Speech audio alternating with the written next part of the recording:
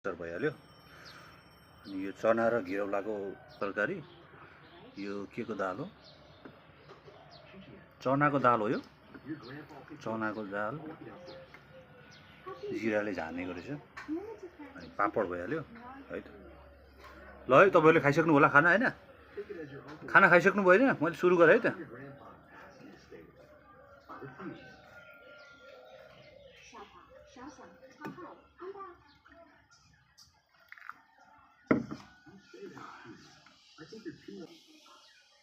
यो करेला चाहिँ अलि रातो रातो बनाएको, यस्तो रातो रातो फ्राई मात्रै मनपर्छ मलाई। त्यो ग्रेभीहरू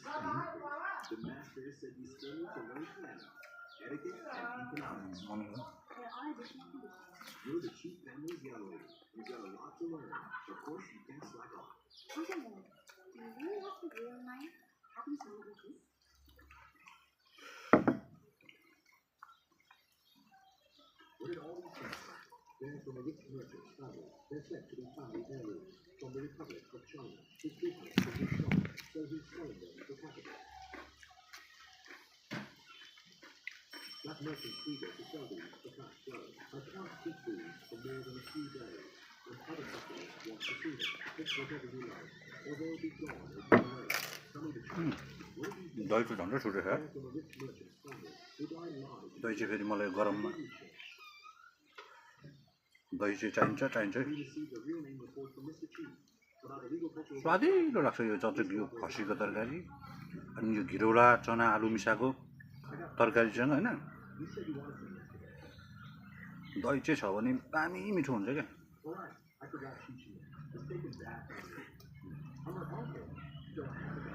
स्वादै अर्कै मजा आउँछ दही हालिसक्यो।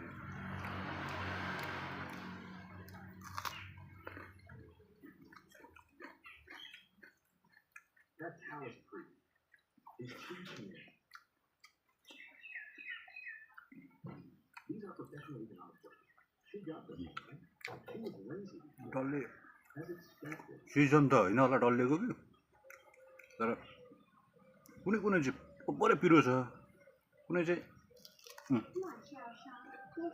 मुखमा भातै नहाल्दा पनि पिरो हुँदैन क्या।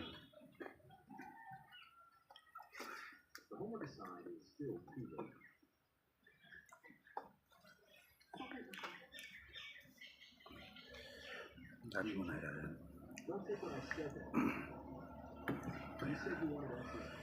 घिरौला र चना मिसाएको तरकारी दामी लाग्छ।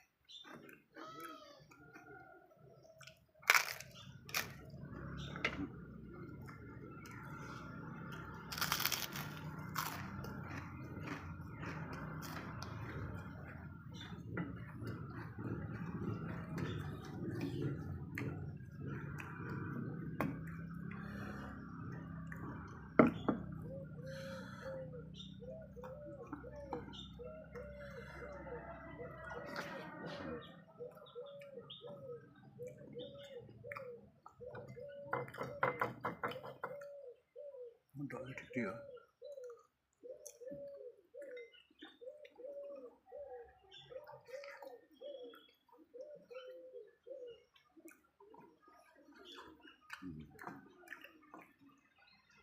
अलिअलि पिरो भयो।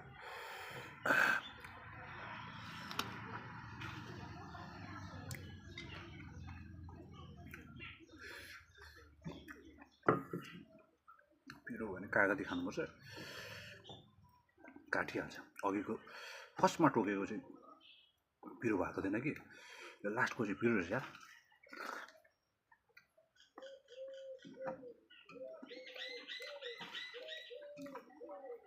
पेट चाहिँ फुल भइसक्यो, खाना चाहिँ खानु मन लागेको चाहिँ।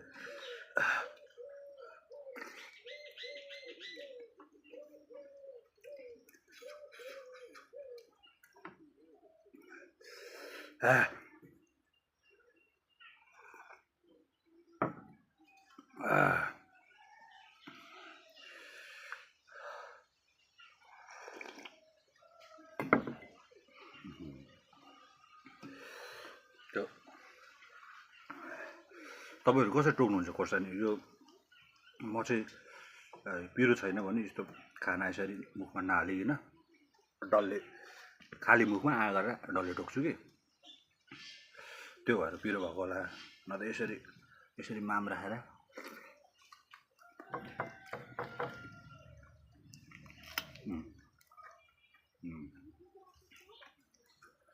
पिरो हुँदैन। खाना के गरौँ हो, पेट त भरियो, खाना के गरौँ, थपौँ कि नखाऊँ हो?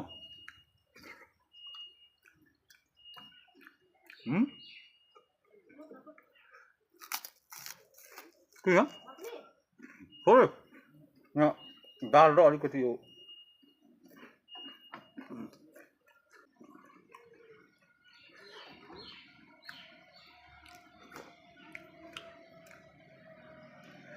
त थोरै फिनिसिङ गर्नु।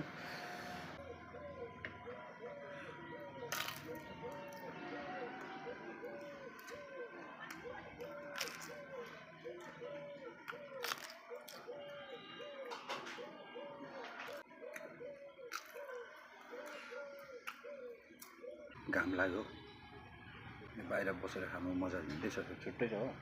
ठ्याक्कै घाम लाग्ने टाइममा खाएँ कि तरकारी चाहिँ खान्छु, मिठो लाग्यो होइन।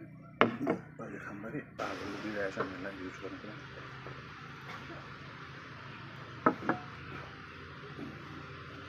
अहिले सानोमा अब आमा बुवाहरूले अब सानोमा त्यो टेस्ट चखाइदिनु पर्ने रहेछ क्या, बच्चाहरूलाई चखाइदिनु भएको रहेछ। त्यो भएर अहिले चाहिँ त्यो टेस्ट सानोमा खाएको टेस्ट अलिक ठुलो भइसक्यो, त्यो जिब्रोले चाहिँ माग्दो रहेछ क्या।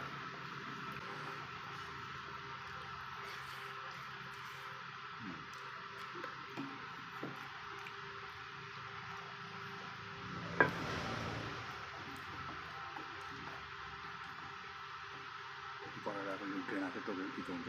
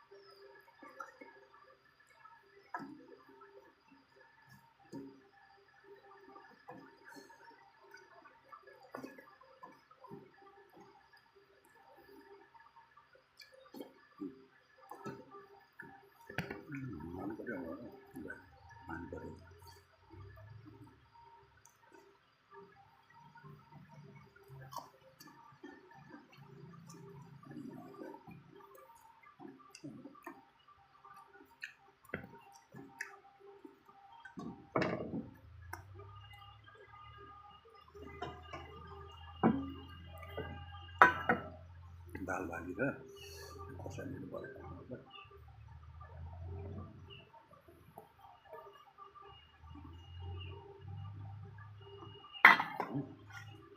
खोर्सानी के फरक पर्दैन, भरे खाँदा हुन्छ, पापड अलि भइहाल्छ।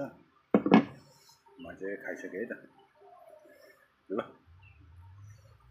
अब यस्तै खाना खाएको भिडियोहरू अब मबाट यस्तै भिडियोहरू आउँछ होइन, हेरिदिनु होला, माया गरिदिनु होला होइन। भिडियोलाई लाइक गरिदिनु होला, कमेन्ट गरिदिनु होला, तपाईँहरूले एउटा च्यालेन्ज दिनु होला, आज यो खाना खाऊ, भोलि यो खाऊ, पछि यो खाऊ भन्नु होला, म त्यही खाना खानेछु होइन। तर भिडियोलाई लाइक, सेयर, कमेन्ट चाहिँ गर्न नभुलिदिनु होला है त। तपाईँकै भाइ, तपाईँकै गाउँले, तपाईँको जे भने पनि तपाईँकै भाइ हो। एक लाइक, एक फलो, एक सेयर चाहिँ गरिदिनु है त। हस् त, थ्याङ्क यू।